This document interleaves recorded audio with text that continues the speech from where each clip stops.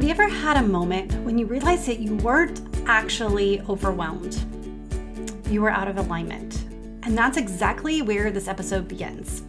So, hey, welcome back. My name is Tami Imlay, and this is a Leader's Purpose podcast. As you know, we are in the middle of a Resilient Leader series. However, I took a break because I really wanted to share some of the lessons that I learned and my clients learned in 2025 to help you dive into 2026.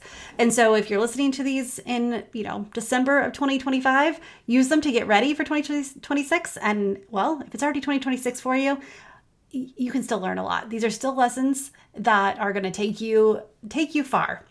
So before we jump in, let's talk about a quick refresher from part 1 in case you've missed it. If you missed it, I encourage you, go back and listen. Go back and really listen to what those are, because they are 2 lessons that changed my life. They changed the way I lead. They changed the way I think. They changed the way I operated. And it brought so much clarity and freedom to my life. So the first lesson was about why our goals keep slipping through the cracks, even when you're disciplined and driven. And the second was about why you feel exhausted, even when you think you're quote unquote resting. So those 2 alone changed how I plan, how I rest, and how I protect my energy. So if you didn't catch that, please go back and catch it. But for today, we're going to shift. We're going to talk about 2 lessons on what shifted the way I lead. I lead myself, my family, my team, the way my clients lead their teams. So these lessons helped my clients stop managing everyone's anxiety and finally start to lead with clarity and conviction again. These are big and they're raw, they're honest, and they might be exactly what you need before you step into 2026. So let's do this. Okay, so lesson number 3. This lesson was probably the strongest lesson for this year. This is the one that when I started recognizing this, and my clients, this is the one that I've had the most success with my clients as well, is your success leaves clues, but you're not reading them.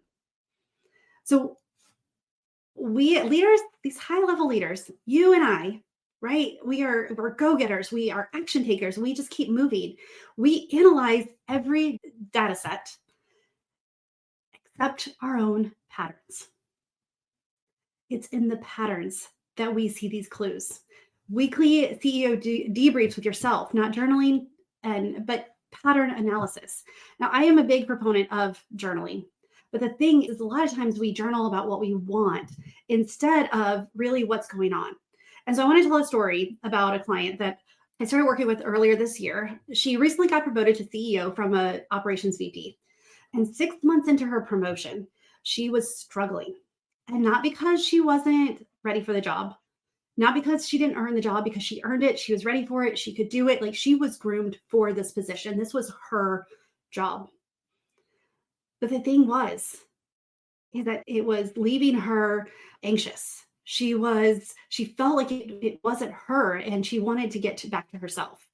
And so we started doing a 10-minute Friday review, just that. Which conversations advanced her goals and the goals of the company? Which meetings were performative or productive? Where did she lead versus manage? And so after 6 weeks, so this 6 months she's been struggling with this. And within 6 weeks of just having this 10-minute Friday review, where she just looked at her patterns, her calendar, the data that she collected, at 6 weeks, she identified that 60% of her time was spent managing other people's anxieties. And so still that change, because we know when there's a big change, then the CEO stepped down and everyone loved the beloved CEO. He retired, he started the company, and it was time for her to take over. And they did do succession planning. Like, it wasn't an instant thing, but it still caused anxiety. And so she spent more time managing people's anxiety than leading them. So she restructured her entire approach when realizing that what they needed. Her revenue went up 22% within a quarter. Not from working harder, but from finally reading her own patterns, understanding what was working, what wasn't working, what she needed, what her people needed from her.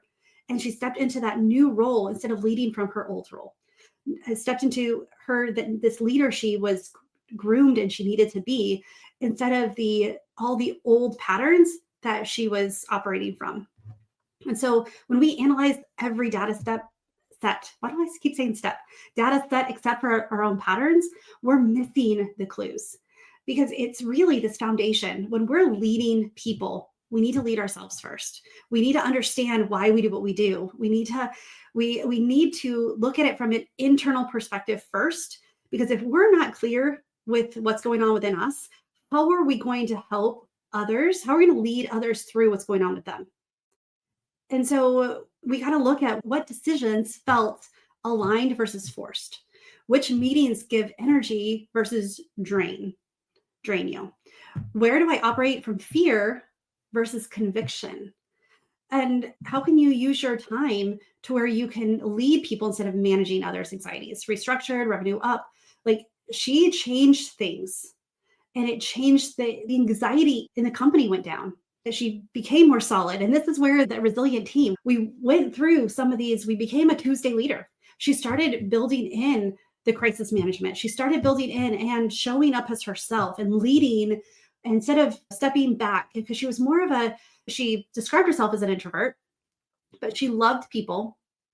But she's, it's not my first thing is to go to them and see. And I'm like, okay, let's schedule it. Like, talk to your people, talk to see what do they need. And so just making that changes, but her success left clues for her.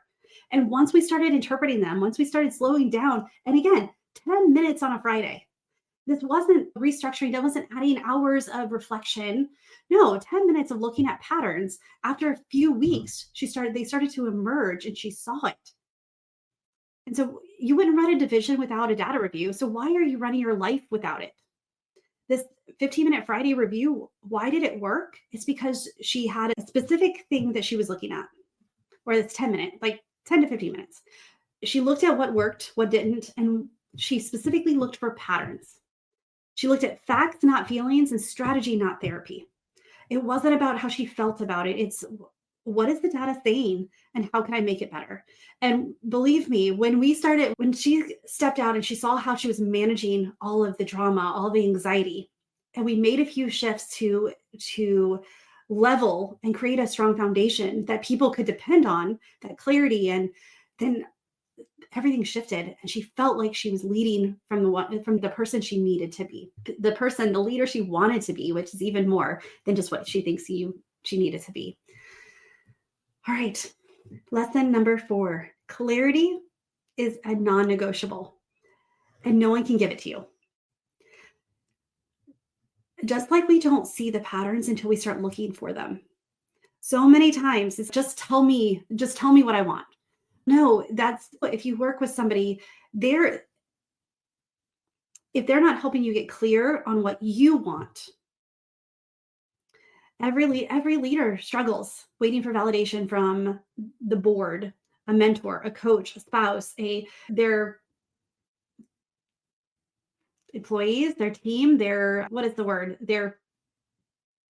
Oh my goodness, why did my mind blank on their comrades, not friends, their coworkers. Why do I struggle with certain words? Actually, I have a theory with that, but that's for the VA to work out. But every leader struggles waiting for validation from someone else. You have people you have to answer to.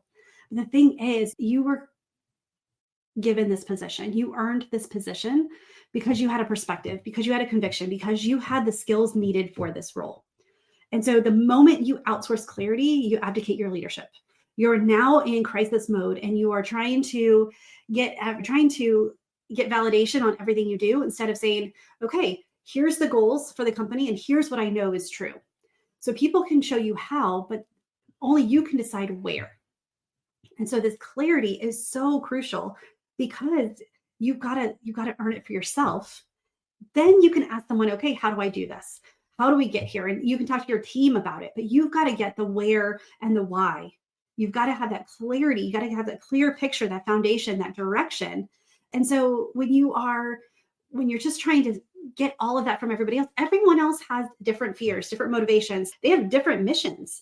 And even if they may be in the same company, they're coming at it from a different perspective. Even their role is different.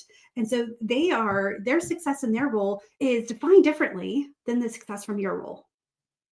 So that's why you have to treat clarity as a non-negotiable and not something that someone else can give you. So you've got to take the time. And so you can have a coach, you can have a consultant, you can have, this is what I do for my clients all the time is I help them find their clarity. I don't give them the answers. I help them see what they want. And then we look for the best course of action. How do we get it? But if you don't know what you want first, what do you want it to look like at the end? What direction do you want to go? You just keep pulling. And every time you get a new idea or it shifts slightly, you've heard the metaphor of a cruise ship or a big ship that's going down. And if they're just 1 degree off from their destination, the degree off from where they are, the line, the latitude, longitude that they're supposed to go, they will be miles away from their destination. And so 1 degree can affect a lot. So you got to get that clear on what that 1 degree is and stick to it.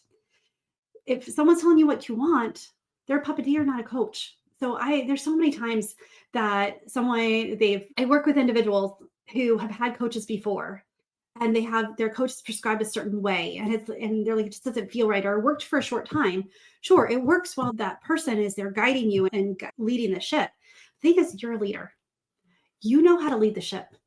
Let's get clear on what it looks like for you and push you forward. Winners aren't those with the best advisors. They are the ones who know what they want. And then we'll get advisors to help them get that. They're the ones because we don't want to do things on our own. We can definitely go faster and stronger and have more results when we go with them. What is it? You want to go faster, hire a master. I heard one of my mentors, she talks about that a lot of times when she's speaking from stage. And so I'm a big proponent of hiring someone to help you get what you want, especially outside the organization, because they can have that neutrality and they see it only from your perspective and can help clear through some of the drama and all the other validations that you are fighting for or fighting with, and to help you get clear on you. And so advisors accelerate things, but they don't originate. That's not a coach's job, is to tell you what to do. It's to help you figure out what you want and then guide you in the direction and help keep you accountable, help you see your blind spots. And your conviction is your compass. So stop letting other people hold it. Clarity is a non-negotiable and no one can give it to you. You've got to find it for yourself. And when I really got clear on what I wanted and what I didn't, earlier this year, I was launching a group coaching program. And finally, I realized, no, I love working with teams. I love working with individuals. But launching a group coaching program was not what I wanted to do. And the clarity is, I want to help you. I want to help the individuals. And I can be more specific. I'm not a cookie cutter coach. And I didn't want to make things for the masses. I want to go deeper versus wider or broader. And so that's why working with a team is different, because everyone's working towards one goal. And then it's like, what part does each of those play? What is your part in that goal? And how can the dynamics of working? I love team dynamics. And I think that comes from my therapy background and just even in the Air Force, working with the different personalities and things. And then working one-on-one with, what do you want? Now let's get it. And so when I got clear on that, and man, I shifted everything. I completely threw out the group coaching. The few people who were interested, I talked to them, and they actually became one-on-one clients and got way more than they would have if it would have been a group coaching. Now, I do value group coaching. There are times for that, but that's not what I wanted to do right now. I want to go deeper with people. I want to work with them individually to get them out of their pit and get them out of being stuck and take off the leadership costume they've been wearing and let them step into the leader that they're called to be. So your conviction is your compass. Stop letting others hold it. Stop letting others align it. Like you've got to see it for yourself, and then you can get help with it. All right, those are the 4 big lessons. And actually, I have a bonus for you, because this is one of the things that the harder I tried, the more difficult it got. And so control is the opposite of power. The tighter the grip, the less you hold. The crisis mode isn't leadership. It's fear in a suit. I was working with a company, and they are a small startup. They're almost 3 years old, and they went from having 1 crew to now they have 5 full-time crews, and they're still in this reaction mode. And we had to talk about, okay, if you want to grow, if you want these things, you've got to put on your calendar. If you don't have 45 minutes, like twice a week, do you even really want it? You just don't know. It's like first thing in the morning, it's just we get into action and it's okay. So what time in the afternoon? There's two of you that are in the leadership team. So have separate days, but protect that 45 minutes. Go to a coffee shop, go leave your phone, go to a different office, do something to protect that time. Get out of crisis mode. And when they started doing that, and so they at first they struggled and they thought I was crazy. But then when they started protecting that time, just twice a week for each of them, they were able to get out of reaction mode. They were able to get some things done that they wanted done. And it's still crazy. They still have customers calling them. But the thing is, true power are systems that work without a death grip. They were holding on to this illusion of control, thinking that's how they had to react in order to keep moving forward. And not everything you need to do needs to be excellent, but the things that matter, you got to protect that time. It goes back with the lesson number 1. And the more you try to hold it, the harder it is and the less likely it is to survive. So when they started releasing some of the grips, and again, 45 minutes, it didn't take them long, twice a week. So they Tuesday, Wednesday, Thursday, and Friday, they would alternate. And all of a sudden they could see how they could delegate more. Because delegation isn't a weakness, it's multiplication. Control is exhausting, but trust is energizing.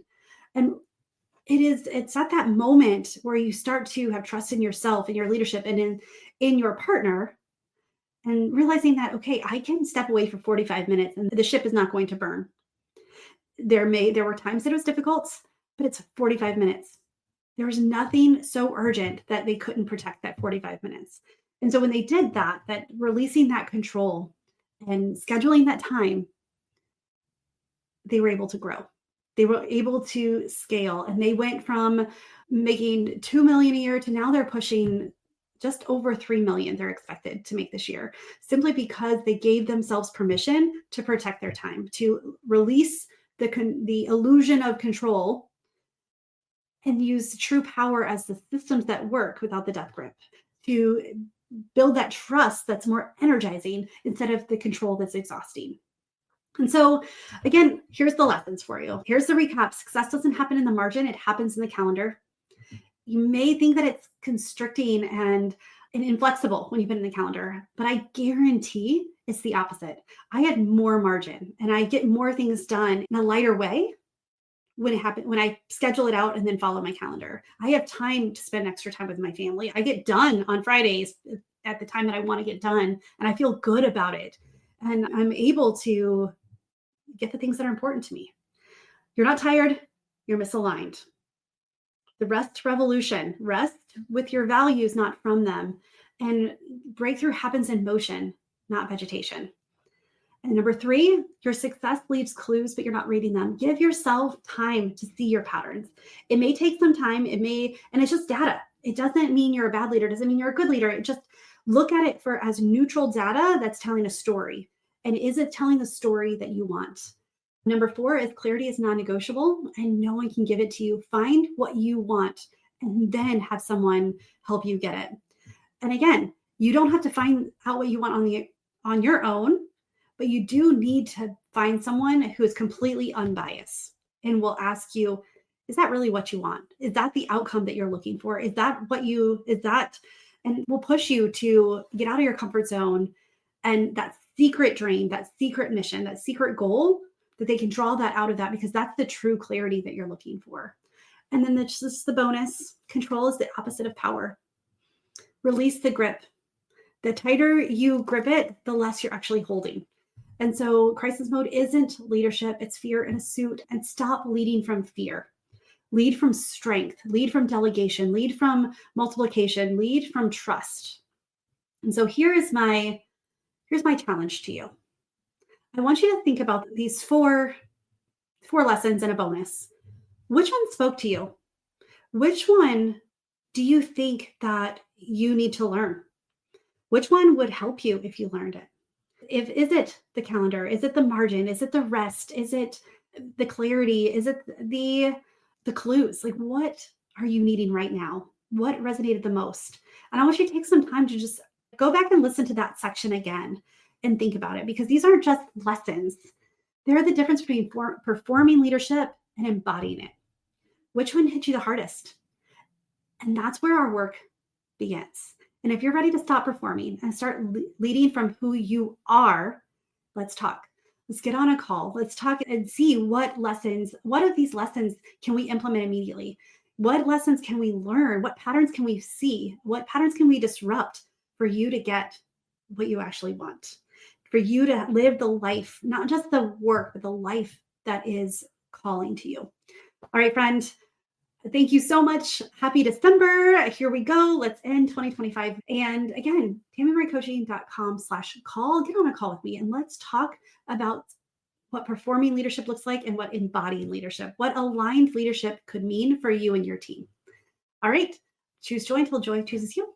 Bye for now. All right, friend, there you have it. We have the 4 lessons and a bonus lesson that I've learned, that my clients have learned in 2025. And these, of course, are not the only lessons, but these are ones that I really thought changed me from the inside out. They really made a difference. And I know that they'll make a difference for you as well. So if even one of these hits a little too close to home, it's not a sign you're behind or a sign that you're messing up. It's a sign that you're awakening to what's really going on. And if you're ready to stop performing leadership and start embodying it, let's chat. Book a leadership strategy call at TamiImlayCoaching.com/call, and let's look at your patterns, your clarity, and the one shift that will make everything feel lighter in 2026. So you don't have to lead this next chapter alone, and you shouldn't. I'll talk to you soon. Choose joy until joy chooses you.